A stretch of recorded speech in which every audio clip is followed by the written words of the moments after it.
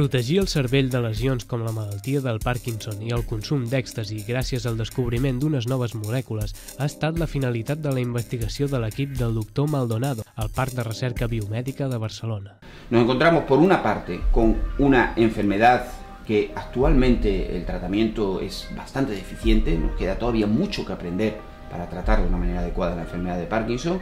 La segunda condición en la que nos pusimos fue una condición en la que también tiene un interés social importante, porque se trata de una droga, el éxtasis, que actualmente es consumido de una manera bastante importante, con una prevalencia bastante importante en la población joven, y que sabemos que hay unos efectos lesivos, se producen unas lesiones en determinadas neuronas, pero no sabemos cuáles son las consecuencias a posteriori, las consecuencias a largo plazo de estas lesiones. L'equip del Dr. Maldonado ha investigat les lesions nervioses que produeix el consum d'èxtasi per poder detectar les dianes que inhibeixen els seus efectes. Hemos podido identificar una alteración producida por el éxtasis, que es un deterioro cognitivo, una alteración en la impulsividad.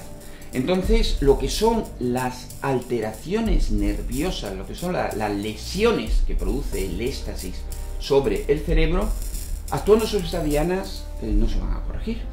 Ahora, lo que sí que se va a mejorar es el efecto sobre la cognición, el deterioro cognitivo que produce.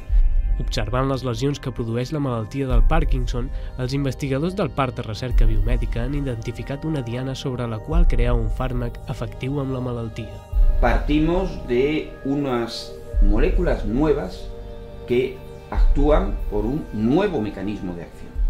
Entonces nosotros lo que hemos identificado es que actuando por este mecanismo de acción hasta ahora no explorado, se pueden conseguir unas mejoras en los procesos neurodegenerativos, sobre todo en los casos asociados a estos tóxicos que producen la enfermedad de Parkinson. Esto lo que quiere decir es que se ha identificado una diana en nuestro cerebro, un sitio en nuestro cerebro sobre el que se pueden desarrollar, sobre el que se podrían desarrollar fármacos con efectividad para el tratamiento de la enfermedad de Parkinson.